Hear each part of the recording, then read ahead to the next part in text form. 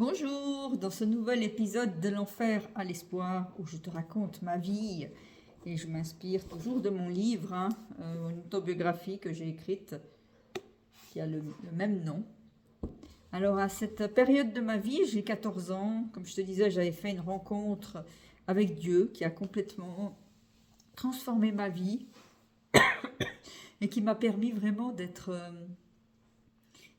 plus proche des gens, plus proche des autres, plus proche de tout le monde. Comme je te disais, je parlais plus, je partageais plus avec mes camarades, même je riais avec mes camarades. Je faisais même des camps de ski avec mes camarades. On allait le week-end, on allait dans un groupe qui s'appelait le GRSA, c'est le groupement roman des skieurs aveugles et malvoyants. Et ça me donnait la chance en tant que malvoyante de skier. C'est un groupe où justement je suis retournée maintenant parce que je trouve super qu'en tant que malvoyante on puisse être accompagnée. Alors dans ce groupe on était accompagnés par des adultes, justement des guides qui nous permettaient de skier en toute sécurité, qui nous guidaient sur les pistes et qui nous aidaient voilà, ils nous permettaient d'éviter les obstacles et tout cela. Et j'avais même des amis qui étaient complètement aveugles et qui, grâce à ce guide, quoi, pouvaient skier vraiment en toute sécurité, mais skier même plus vite et même mieux que moi. Et j'étais toujours impressionnée de voir cela. Alors, à se gérer ça, les soirées, on était plus libre, on ne skiait pas la soirée, bien sûr, mais on profitait de sortir avec les amis qui étaient là. Et c'est vrai qu'on allait en discothèque, on était entouré des adultes, et en cette époque, en tout cas, moi et mes camarades, on ne pensait pas à boire de l'alcool, on s'amusait, on rigolait, de toute façon, on ne nous aurait pas servi de l'alcool en discothèque, ça c'est sûr. Mais c'était vraiment des endroits où on riait bien, où voilà, je garde de très très bons souvenirs de ces moments. Et c'est vrai qu'aussi le soir, on restait souvent très tard dans les dortoirs et les adultes n'étaient pas là. Et entre garçons et filles, on discutait beaucoup et on refaisait le monde. Et c'était vraiment des bons moments. Et je pense que c'est cette rencontre avec Dieu qui m'a permis de m'ouvrir aux autres et de pouvoir parler, de pouvoir partager. Aussi, ce que j'ai eu, c'est que j'ai commencé à partir de l'âge de 14 ans à avoir des sentiments pour certains garçons. Alors, je me rappelle que j'étais tombée amoureuse d'un garçon qui était dans ma classe, mais j'ai jamais osé lui révéler les sentiments que j'avais pour lui. Et après, je suis tombée amoureuse d'un autre garçon qui était plus âgé que moi, mais pas beaucoup plus âgé, mais il était très amoureux de moi. Il m'a un jour déclaré l'amour qu'il avait pour moi, et moi, je lui ai aussi dit. Mais à cette époque, j'étais très. J'avais en moi une peur qu'on me touche. Alors dès que quelqu'un me touchait, même si c'était dans une relation sentimentale ou même autrement, dès que quelqu'un me posait la main sur l'épaule, ou me posait la main sur le bras, ou essayait de me toucher, voilà, ça me crispait à l'intérieur de moi-même, ça me mettait en colère, ça me fâchait, je me sentais très très très très mal à l'aise et je ne le supportais pas. Et c'est vrai que ce garçon avec qui j'étais, il a été très patient avec moi pendant longtemps, mais il ne comprenait pas pourquoi j'étais comme ça. Il sentait bien qu'il y avait un malaise. Et puis moi, je n'ai pas pu lui exprimer parce que je ne savais même pas. Je ne savais pas, j'arrivais pas à définir ce que j'avais. Et je ne savais même pas pourquoi j'étais dans cet état. Mais je vivais comme ça et je pensais à peu près un peu que c'était normal, quoi, de vivre comme ça. Et je me posais pas trop, trop, trop de questions. Voilà, je trouvais ça bizarre, mais je sais pas, j'arrivais pas à dépasser ça. Donc, je pensais que j'allais vivre toute ma vie comme ça, quoi. Et puis, à ce moment-là, j'ai aussi commencé à m'ouvrir à des adultes, à parler avec des adultes. J'ai commencé à faire confiance à certains adultes et en me disant que tous les adultes n'étaient pas méchants, n'étaient pas de mauvaises personnes. Je pense que le fait d'avoir eu cette relation aussi avec Dieu m'a permis d'avoir un sens d'avoir plus de discernement dans les adultes que je rencontrais, en tout cas, et puis de sentir au fond de moi-même si c'était quelqu'un de bon ou quelqu'un qui me voulait du mal. Et les adultes qui je sentais qui me voulaient du bien, je m'ouvrais à eux. Bon, je discutais avec eux, mais je ne peux pas dire que c'était des choses très intimes que je parlais avec eux. Non, c'était vraiment de tout et de rien, mais il y a eu un gros changement parce qu'avant, je ne le faisais pas. Je ne le faisais pas. À cette époque, j'ai commencé aussi à apprécier certains de mes professeurs. Il y en avait 2 ou 3 que j'appréciais. Et je commençais à apprécier leurs cours. Et là, j'étais un petit peu plus concentrée dans leurs cours. J'écoutais, je posais des questions, je répondais. Mais j'avais quand même ce gros problème scolaire qui a duré, en tout cas jusqu'à l'âge de 16 ans, hein, toute ma scolarité obligatoire.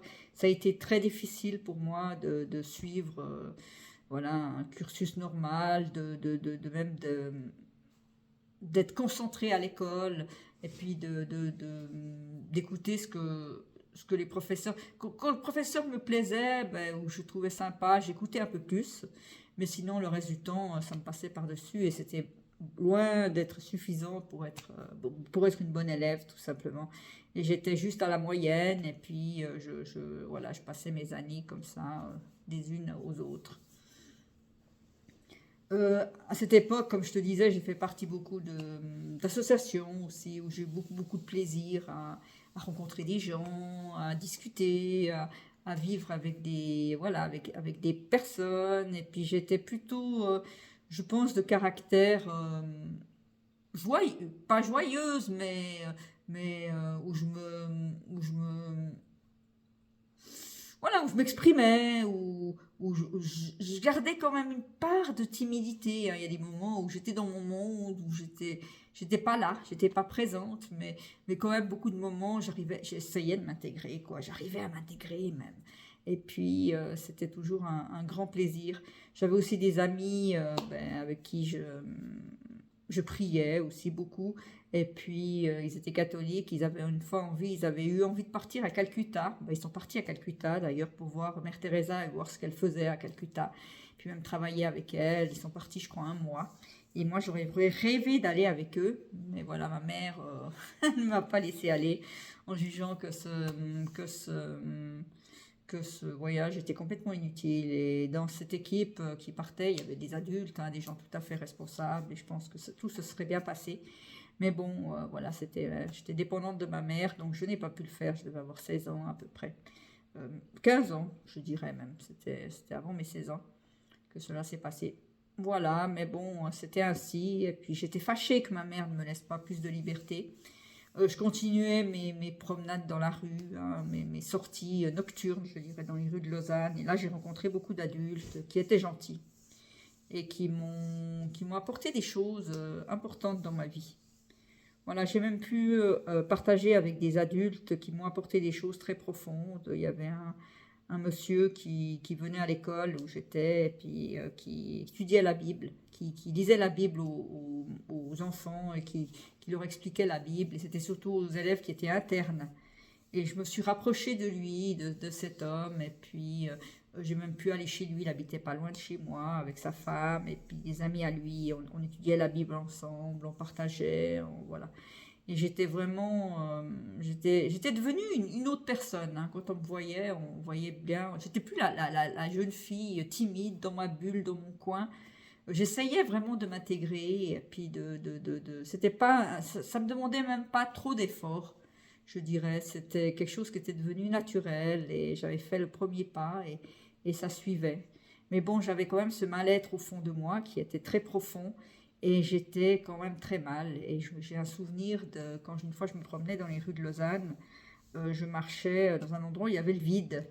Et puis j'étais montée un peu sur les hauteurs de Lausanne. Et puis là, je me suis dit, mais ça serait tellement facile de sauter en bas. Et puis la vie se termine là. Et puis de toute façon, quel intérêt à ma vie? Elle n'en a aucun. Et à ce moment-là, j'ai senti une présence très forte, une présence spirituelle. Et cette présence, je l'ai sentie entre moi et le vide. Et c'était tellement fort que j'ai pas eu envie. J'ai dit non, non, je peux pas sauter et je peux pas arrêter ma vie comme ça. Et plus jamais après j'ai eu la tentation en tout cas de mourir de cette manière-là. Et puis c'était quelque chose qui m'a vraiment marqué et j'ai compris que ma vie avait de la valeur. Voilà, je vais arrêter là. Je vais arrêter là pour cet épisode. Je te remercie d'avoir écouté. Si tu as envie d'entendre la suite de ma vie, parce que dans le prochain épisode, je vais te parler justement de quelque chose qui m'est arrivé vers l'âge de 18 ans.